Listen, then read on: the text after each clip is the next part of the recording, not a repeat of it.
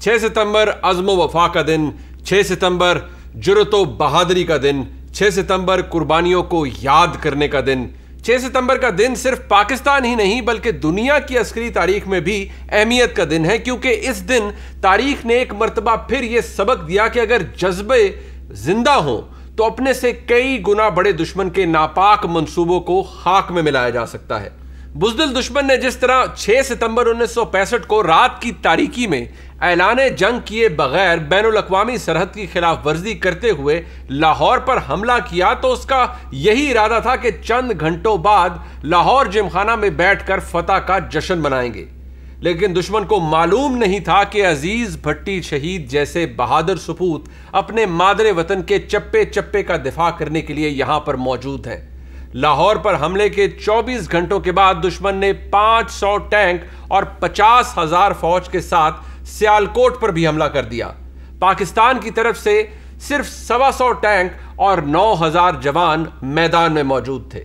भारतीय फौज ने चविंडा के महाज पर हमला किया तो इस महाज पर पैदल फौज की 2 बटालियंस और 1 आर्मर्ड कोर रेजिमेंट ने दुश्मन को नाको चने चबवा दिए। यहां पाकिस्तान के 30 टैंकों ने भारत के 100 टैंकों को पसपा होने पर मजबूर कर दिया। दुश्मन 72 घंटों की लड़ाई के बावजूद 1 इंच भी आगे ना बढ़ पाया। दुश्मन मजीद ताकत लेकर आगे बढ़ा तो दूसरी जंग अजीम के बाद टैंकों की जंग का सबसे बड़ा मैदान सज गया। दुश्मन को एक मर्तबा फिर मुंह की खानी पड़ी।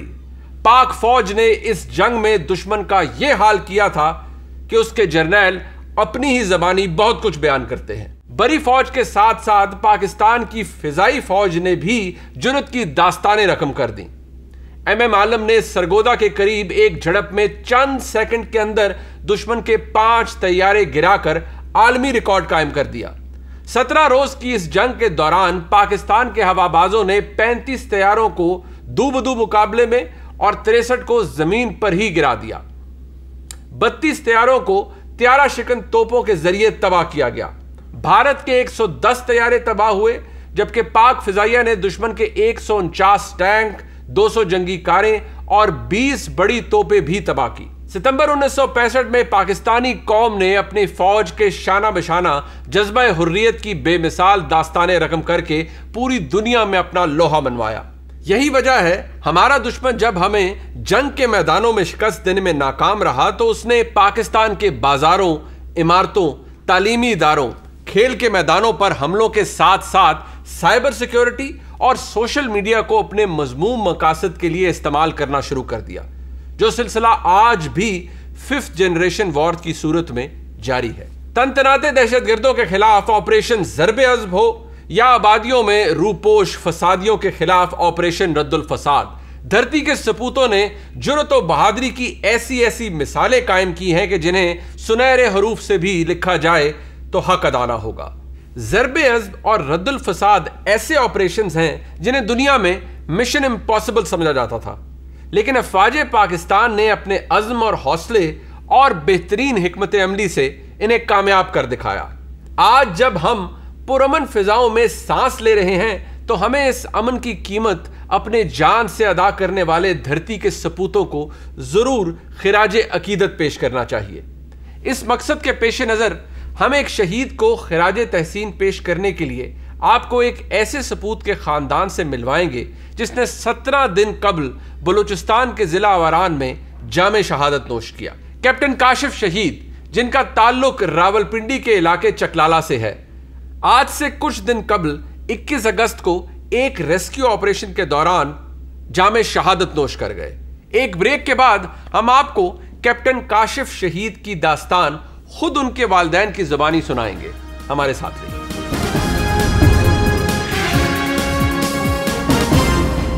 ये बात दुरुस्त है कि पाकिस्तान का कोई शहर, कोई मोहल्ला ऐसा नहीं है जहाँ पर कोई ऐसी फैमिली ना हो जहाँ पर कोई शहीद ना हुआ हो। कोई ऐसी फैमिली नहीं है जहाँ पर सर्विसेज के अंदर सर्व करते हुए पाकिस्तान की खातिर किसी ने जामे शहादत ना नोश किया हो। इसी तरह की एक गली के अंदर हम इस वक्त मौजूद हैं, यहाँ चकलाला रावलपिंडी में। कैप्टन काशिफ शहीद जो 21 अगस्त 2021 को शहीद हुए, बलूचिस्तान में सर्व कर रहे थे ज़िला अवारान में। हम उनके घर के बाहर हैं, आइए चलते हैं उनके घर पे, उनकी फैमिली से बात करते हैं। जिस हौसले के साथ उन्होंने उनकी शहादत को लिया और उस शहादत पर उन्हें कितना फ़ख्र है उनके वालिदैन को, उनके बहन भाइयों को। मैं इस वक्त मौजूद हूँ कैप्टन काशिफ शहीद के घर पे, जिनकी शहादत 21 अगस्त 2021 को हुई। और आज क्योंकि 6 सितंबर है, यौम दिफा है, हमारा मकसद यही होता है कि अगर यौम दिफा है तो फिर अपने मुल्क के जो रियल हीरोज़ हैं उनके बारे में बात की जाए। कैप्टन काशिफ शहीद के वालिद साहब मेरे साथ मौजूद हैं इस वक्त। ये वाक़या कैसे पेश आया? जी बिस्मिल्लाहिर्रहमानिर्रहीम। सबसे पहले तो आप मुझे मुबारकबाद दें कि अल्लाह ताला ने उसको इतना बड़ा एजाज़ बख्शा है उसकी शदीद ख्वाहिश के ऊपर। तो अवारान में ये गिचक का इलाका है, टोबो चेक पोस्ट थी वहाँ पे, उधर पोस्ट थे और डेली ऑपरेशन वहाँ पे होते रहते थे। ये ऑपरेशन पे रहते थे ज़्यादातर। तो उस दिन भी वो उधर ही थे टोबो चेक पोस्ट पे। तो वहाँ पे विज़िट हुआ है उनके सीओ का और कमांडर का। तो विज़िट से वो वापस आ रहे थे सीओ साहब और कमांडर साहब, तो उनके ऊपर एम्बुश हुआ है। फिर इनको कॉल की है, ये QRF लेके गए हैं। उसमें ये आगे बैठे हुए थे, डबल केबिन थी, आगे ड्राइवर के साथ फ्रंट सीट पे कैप्टन काशिफ थे, पीछे एक हवालदार थे और पीछे 6 जवान थे। उनके गाड़ी में टोटल 9 लोग थे। तो जब वो उधर जा रहे थे रास्ते में ID ब्लास्ट हुई है कैप्टन काशिफ वाली साइड पे। उसमें उनकी ज़्यादा इंजरीज उनको हुई है। ड्राइवर का बाजू फ्रैक्चर हुआ है और जो हवालदार थे साथ उनकी एक पाँव जो है ना वो कट गया, बाद में उड़ गया वहाँ उसमें ब्लास्ट में। बाकी के 6 लोग जो बच गए खुशकिस्मती से। तो जब गाड़ी हवा में गई है 15 फुट वापस आके गिरी है, तो ये खुद निकले हैं गाड़ी से। अच्छा जी, खुद निकले हैं वहाँ के। जिन्होंने वहाँ रेस्क्यू किया है वो, उनका मैसेज मेरे पास आया। वो बता रहे थे कि बड़े हौसले में थे, कह रहे थे कुछ भी नहीं हुआ, मैं ठीक हूँ। और उनको भी जो दूसरे ज़ख्मी थे 2 बंदे, उनको भी कहा कि हम ठीक हो गए, इनको सेट करेंगे, इनके से छोड़ेंगे नहीं इनको। तो ये उस ID ब्लास्ट के बाद वो ज़ख्मी हालत में वहाँ बैठे हुए थे, निकल के वहाँ पे ब्लीडिंग हो रही थी। तो वहाँ पानी पिया 3 दफ़ा ले गए उसने उनसे कि मुझे पानी पिलाओ ठंडा बार बार। तो ख़ुद अपनी उन्होंने ड्रेसिंग की है। अच्छा। फिर इन्होंने हेली मंगाया, खुशदार उनको एवैक्यूएट करना था। नियरेस्ट उनके खुशदार ही थे जो फैसिलिटी थी मेडिकल की। हेली आने में कुछ देर हुई, उतनी में ब्लीडिंग ज़्यादा हो गई। तो हेली के अंदर भी बड़े हौसले में थे, उनको यही कहते रहे कि कुछ भी नहीं है, ठीक हो जाएंगे इंशाल्लाह, कोई मसला नहीं है। तो जब वहाँ गए हैं, पहुँचे हैं, तो वो ब्लीडिंग ज़्यादा, एक्सेसिव ब्लीडिंग की वजह से फिर वो शहीद हुए। अब आपको ये वाक़या कितने बजे का है? ये जो रेस्क्यू मिशन था दोपहर के बाद? ये वाक़या हुआ है कोई 3 साढ़े 3 का टाइम था। 21 अगस्त को हफ्ते वाले दिन। तो मुझे 8:40 पे कॉल आई थी। आप घर पे ही थे? मैं घर पे था, वीकेंड पे था, घर पे था। तो वहाँ से कोई कैप्टन साहब बोल रहे थे, उन्होंने कहा कि ये व्हाट्सएप पे कॉल आई है, अंकल आप कैप्टन काशिफ के फादर बोल रहे हैं। तो जब उसने ये कहा तो मुझे उसी वक्त ही पता चल गया कि कुछ हो गया है। मैंने कहा जी बेटे, मैं कैप्टन काशिफ का वालिद बोल रहा हूँ। तो उन्होंने कहा कि वो ज़ख्मी हुए हैं, काशिफ साहब ज़ख्मी हुए हैं, आप दुआ करें। मैं कहा ठीक है, मैं दुआ करता हूँ बेटे। फ़ोन बंद कर दिया, दुआ करनी शुरू कर दी कि अल्लाह ताला उनको हिफाजत करें। आप जब आपको फ़ोन आया, आप घर में थे, तो आपने किसी को बताया? नहीं, किसी को नहीं। उनकी मैं इधर आके बैठ गया। कैप्टन काशिफ की वालदा को भी नहीं बताया? नहीं बताया, वो नमाज़ पढ़ रही थी उस वक्त। अच्छा। मैं कहा नमाज़ पढ़ लें, फिर मैं उनको कहता हूँ कि दुआ करें, बेटा ज़ख्मी हुआ है। तो फिर मैंने उसको फ़ोन किया उसी नंबर पे। मैंने कहा पता तो करूँ क्या हुआ है। उसको मैंने फ़ोन किया, मैंने कहा बेटा क्या हुआ था, कितनी बुलेट लगी हैं, कहाँ लगी हैं, क्या कैसे ज़ख्मी हुए हैं। तो उसने कहा कि अंकल मुझे डिटेल तो पता नहीं है, मैं आपको बताता हूँ, अभी बताता हूँ। तो मैं बैठ के इंतज़ार करने लग गया।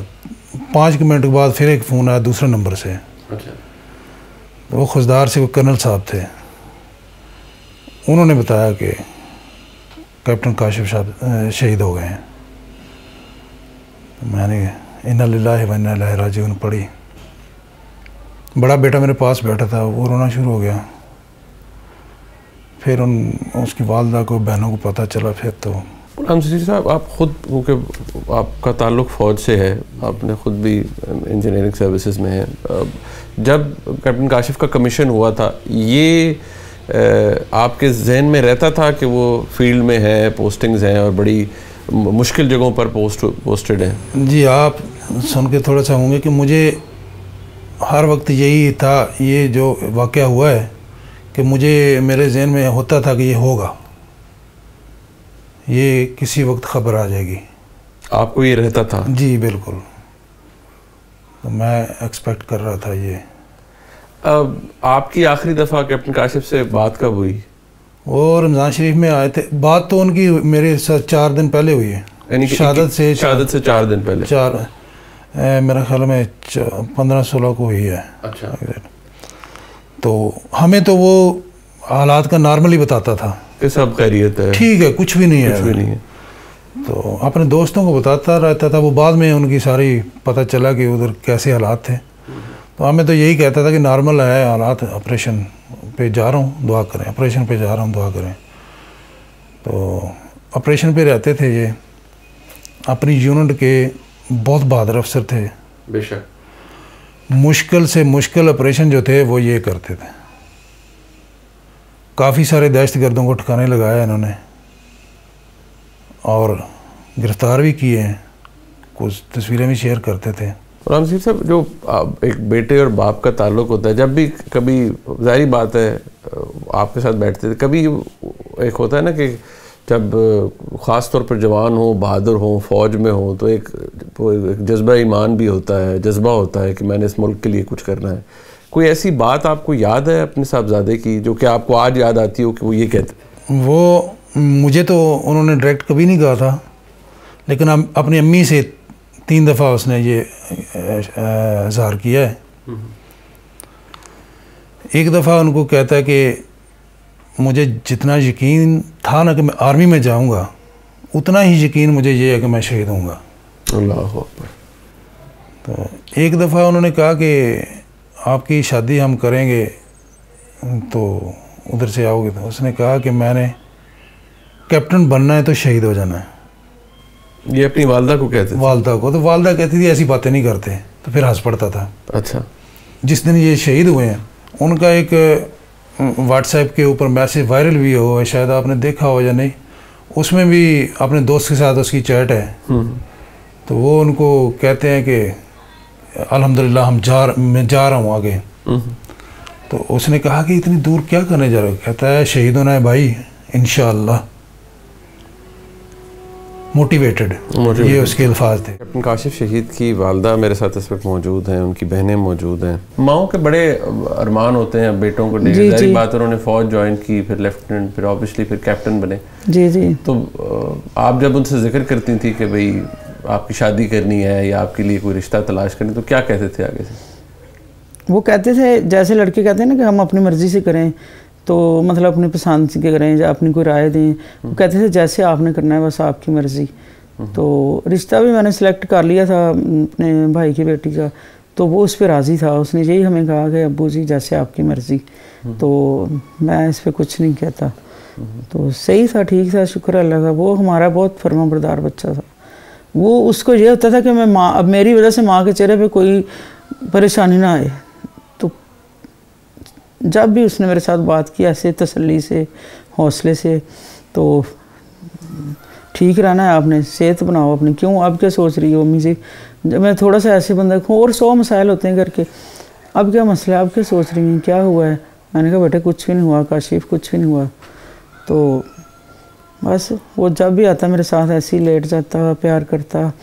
तो लेकिन उसने ये हमारे दिल में इस तरह खौफ से आने लगे थे इन दिनों में ना, तो जैसे बंदे का दिल परेशान तो वैसे ही जी। मैंने कहा आप क्या करते हो इधर, पहाड़ों में रहते हो सारा दिन? तो कहता बस फिर के आ जाते हैं, कुछ मसला नहीं है। घर पे कुछ नहीं बताते थे जी, वो हौसला और हिम्मत ही, वो कहता था आप रखें, कुछ बड़ा माँ जी लाड होता है माँ बेटे का। जी जी, बहुत सारी बातें। और उनकी जो आपके छोटे साहबजादे थे, उनकी याद या उनकी बातें सारी उम्र आपके साथ रहेंगी। जी बिल्कुल। कोई ऐसी बात जो कि आप उन बहुत सी माओं को जिनके बच्चे आज भी फील्ड में हैं, फौज में हैं और सर्विसेज में, बिल्कुल, एक बात जो आपने कैप्टन काशिफ की आपको बहुत याद आती है? माओ से यही मैसेज दूंगी कि अपने बेटों को भेजना है तो बस हौसले से भेजें, पाकिस्तान के लिए भेजना है, और पीछे से दुआएं करें।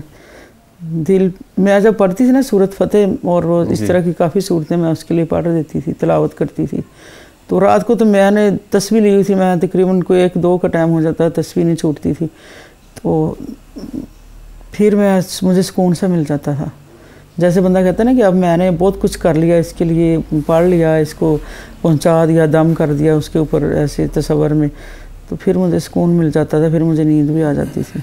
अच्छा, यौम दिफा है, आप ज़ाहिर बात है खुद बहुत बहादुर माँ हैं, आप बहादुर वालिदैन हैं, बिल्कुल। आपके लिए एजाज़ की बात है कि आपके बेटे ने इस मुल्क के लिए अपनी जान कुर्बान की है और बड़ी दिलेरी से की है। अभी गुलाम दस्तगीर साहब बता रहे थे कि ज़ख्मी होने के बाद भी वो बहुत हौसले में थे। वो हेली में लेके जा रहे थे उसको, तो इतना मतलब जख्मी भी था, लेकिन अपने वो सिपाहियों से कह रहा था कि हम फिट हैं, हमने ठीक होना है, हमने उनको ख़त्म करना है, तो हौसला रखें, मतलब आप घबराएं नहीं, बिल्कुल फिट है, कुछ नहीं हुआ तुम्हें। मेरे लिए सवाल करना बड़ा मुश्किल है, लेकिन सब्र कैसे आता है एक शहीद की माँ? मैं जब कोई बच्चा शहीद होता था, इधर टीवी पे आती थी तो मैं रोती थी, मैं कहती थी अल्लाह ये कौन सी माएँ कैसे सुन लेंगी कि इनका बेटा चला गया। वो जो उस वक्त मेरी हालत थी वो मैं ही जानती हूँ, कोई नहीं जानता। काशिफ जाता था ना तो वो इतनी आता भी अचानक था, जब छुट्टी आता तो अचानक आता था, तो आगे सामने खड़ा हो जाता था। मैंने कहा बेटे अचानक आते हो, बताते क्यों नहीं? कहता मुझे इतनी खुशी होती है जब अचानक आप इतनी खुश होती हैं मुझे देख के, मुझे गले लगाती हैं, फिर मुझे पकड़ के ले जाता, आओ हम लेटते हैं, आओ हम बैठते हैं, फिर खूब बातें करते हैं। उसने ये कभी उधर की बातें नहीं की थी हमारे साथ कि हम उधर क्या करते हैं, हम क्या नहीं करते, तो बस अपने घर की बातें। सब्र का नाम तो अब सुनते आए हैं कैसे आता है। रात को सोते हैं तो नींद नहीं आती, आ भी जाती है तो उससे बंदा तड़फ के उठ जाता है, फिर तहज्जुद की नमाज़ पढ़ती है। मुझे वो तहज्जुद की नमाज़ दे के गया है। मैंने जैसे उसको देखा था ऐसे तो इतनी मुस्कुरा रहा है जैसे वो अपनी फतेह पे जा रहा है, और हमारा मुझे लगता है उसको ख्याल ही नहीं आया अभी। कैप्टन काशिफ शहीद की वालिदैन से बात हुई, उनकी बहनें हमारे साथ मौजूद हैं। बहन आपसे छोटे थे? जी जी, मेरे से छोटे। अच्छा, तो बहन भाई का बड़ा लाड होता है, ख़ासतौर पे जब भाई छोटे हो। तो जब आपके साथ, तो आपकी वालदा बता रही थी बहुत ज़्यादा उनकी बात भी होती थी फ़ोन के ऊपर भी, और इस तरह जब भी बात होती थी। मेरा भाई भी, मेरा दोस्त भी, और हमारी बात मजाक की, खुशी की, दुख की, और वो बहुत ज़्यादा अटैच था मेरे साथ। आपके साथ भी ये बात करते थे, जैसे अपनी वालदा को कहते थे कि मैंने शहीद होना है, या मेरे? एक दफ़ा अनार खा रहे थे ना बैठे घर में, तो सब बैठे हुए थे, तो अम्मी ने अनार दिए, तो अम्मी ने कहा काशिफ कोई दाना नीचे ना गिरे बेटे, ये ना आपने, इसमें एक जन्नत का दाना ज़रूर होता है, खा लो, क्या पता जो नीचे गिरे वही हो। तो कहता नहीं अम्मी, अपना अनार तो मैं जन्नत में ही खाऊँगा। जब ये गया था PM में तो बड़ा खुश था, और हम सब इसके साथ ऐसे थे जैसे हमारी ईद होती है। ये इसकी खुशी में हम इतने खुश होते थे जैसे हम खिलखिला उठते थे इसकी खुशी देख के। तो फिर दिल को ऐसे जब ऑपरेशन एरिया में गया था ना, तो इसने हल्का सी बस बताना, ऐसे तो कभी कहा ही नहीं कि मेरे लिए दुआ करें या बहुत मुश्किल है या परेशानियाँ हैं। तो जब इसने हल्का सा भी इशारा देना कि मैं ऑपरेशन पे जा रहा हूँ, इतने बजे जाना है, जल्दी आ जाना है, बस इस तरह कहना, बस परेशान ना होना, मेरा दिल, मेरा जिस्म तो इधर होता था, लेकिन मेरी रूह उसके साथ होती थी कि अब क्या कर रहा होगा, अब क्या हो रहा होगा, अब क्या हो रहा होगा। हर टाइम यही सोच के पढ़ती रहना, उसके ऊपर दम करती रहना। यही सोचती रहती थी बस। फिर जब मुझे मैसेज आ जाना ना कि मैं आ गया हूँ वापस, तो मुझे सुकून हो जाता था। आप उनसे छोटी थी, ज़्यादा लाडली होंगी। आपसे ज़्यादा मजाक करते थे या आपके साथ सख्ती से पेश आते थे या बहुत प्यार करते थे? मेरे साथ बहुत ज़्यादा करते थे, सबसे ज़्यादा तो मुझसे करते थे। जब आते थे पीछे से आना होता था, आके सरप्राइज़ कोई ना कोई ले आते थे मेरे लिए। अच्छा। कभी कोई चीज़ ले आते थे, कभी कोई बिना बताए ले आते थे। ना भी कहूँ फिर भी हर ईद पे मुझे कोई ना कोई गिफ्ट लाजमी देना होता था भाई ने। बेटा आपको भी इस बात का एहसास है कि आपके भाई को अल्लाह ताला ने इतना बड़ा मुकाम दिया है। जी बिल्कुल। शहादत नसीब हुई और उनकी ख्वाहिश के मुताबिक हुई, जिस तरह वो अपनी वालदा को कहते रहते थे। तो क्योंकि बहुत सी बहनें ऐसी हैं जिनके भाई गए हैं, बहुत सी बहनें ऐसी हैं जिनके भाई अभी भी सर्व कर रहे हैं पाकिस्तान की फ़ौज के अंदर और सर्विसेज के अंदर। तो आप और आपकी पूरी फैमिली एक मिसाल है। तो बेटा कोई एक पैगाम बहैसियत एक बहन के जिसका भाई शहीद हो चुका है इस मुल्क के लिए, आप क्या पैगाम देना चाहती हैं उन तमाम बहनों को जिनके भाई इस वक्त फील्ड के अंदर हैं, ऑपरेशंस में हिस्सा ले रहे हैं, ख़तरनाक ऑपरेशंस में हिस्सा ले रहे हैं? मैं यही कहूँगी कि जो भाई गए हैं ना, मतलब जो लोग शहीद हो गए, जितने भी भाई हैं, अल्लाह ताला वो उन बहनों का और उन माओं का हमेशा सर फ़ख्र पे बुलंद रखेगा। गुलाम सकीर साहब, जब कैप्टन काशिफ का नमाज जनाजा हुई, आर्मी चीफ तशरीफ़ लाए थे। जी सर। तो जब उन्होंने आपसे बात की तो आर्मी चीफ ने आपसे क्या कहा? आर्मी चीफ ने बहुत हिम्मत बंधाई, हौसला दिया। उन्होंने कहा कि ये जो रैंक हैं, ये ओहदे हैं, ये सब ख़त्म हो जाएंगे। ये जो शुहदा हैं ये क़यामत तक ज़िंदा रहेंगे, तो हम सब फिना हो जाएंगे। इन्होंने हमेशा रहना है। बेशक बेशक। इनकी वजह से मुल्क कायम है, सारा इनकी कुर्बानियों की वजह से। ये उनके अल्फाज थे। उन्होंने कहा था हम आपके साथ हैं। तो उन्होंने बड़ी हिम्मत दिलाई कि फ़ौज हमेशा आपके साथ है। तो हम फ़ौज में बाकी भी सारे मेरे बेटे हैं जो काम कर रहे हैं, तो उनके लिए दुआ गो हैं कि अल्लाह उनकी हिफाजत करे और हमारे मुल्क की हिफाजत करे। आपकी हिम्मत और हौसला दीदनी है, आपका कैप्टन काशिफ शहीद की वालदा का, आपकी साहबजादियों का, आपकी पूरी फैमिली का। आप मिसाल हैं उन तमाम शहदा के लिए, उन तमाम अफसरान के लिए जो इस वक्त फ़ौज में सर्व कर रहे हैं। बहैसियत एक पाकिस्तानी के, बहैसियत एक आम पाकिस्तानी के, मैं आपका कर्जदार हूँ। पाकिस्तान का हर शहरी, हर फ़र्द आपका कर्जदार है, क्योंकि आपके साहबजादे ने इस मुल्क के लिए अपनी जान कुर्बान की है। अल्लाह ताला आपका हामी और नासिर हो, और जो रुतबा अल्लाह ताला ने आपको अता किया, आपके बेटे को अदा किया, वो रहती दुनिया तक याद रखा जाएगा। आखिर में उन तमाम अफसरान के लिए, उन तमाम यंग, जिस तरह आपने कहा आपके बच्चे हैं जो सर्व कर रहे हैं इस वक्त, उनके लिए कोई एक पैगाम आखिरी बहैसियत एक शहीद के वालिद के अगर आप देना चाहें? मेरा पैगाम यही है कि मुल्क की खातर जिस मकसद के लिए आप आर्मी में आए हैं, तो उसके लिए आप लड़ रहे हैं। अल्लाह ताला ने आपको हिम्मत दी है, तो आपके मुल्क की हिफाजत करेगा इंशाअल्लाह अल्लाह ताला। जो जिस जज्बे के साथ हमारी फ़ौज में जो जज्बा है मुकाबला कर रहे हैं, तो दुनिया की कोई ताकत पाकिस्तान को शिकस्त नहीं दे सकती सर। इंशाअल्लाह इस जज्बे के आगे हर ताकत सरनगू हो जाएगी सर, और पाकिस्तान इंशाअल्लाह हमेशा कायम रहेगा सर। अल्लाह ताला आपको सब्र अता करे और अल्लाह ताला आपका हामी और नासिर हो। आपने अपना वक्त भी दिया, यकीनी तौर पर आपके लिए मुश्किल लम्हात हैं, लेकिन यकीन मानिए जो भी लोग इस वक्त आपको देख रहे हैं उनके लिए आप एक मिसाल हैं। Thank you very much sir. बहुत शुक्रिया जी, बहुत शुक्रिया। ये आर्मी ग्रेवयार्ड है, यहाँ पर बहुत बड़ी तादाद में ये तमाम शोधा हैं और जिन्होंने इस मुल्क के लिए, इस मुल्क की मिट्टी के लिए अपनी जानें कुर्बान की हैं। इससे बड़ी कमिटमेंट और कोई नहीं हो सकती जब आप सेल्फलेस हो के बग़ैर किसी बात को जहन में लाए, कोई मरात नहीं, कुछ नहीं। जिसने दुनिया से चले जाना है अपने मुल्क के लिए, उसको किसी चीज़ का क्या लालच या क्या पड़ी होगी। तो सेल्फलेस हो के इस मुल्क के लिए जिन्होंने अपनी जानें कुर्बान की, उन सब शहदा को हमारा सलाम है। आज का प्रोग्राम आपने देखा, इसका फ़ीडबैक ज़रूर दीजिएगा।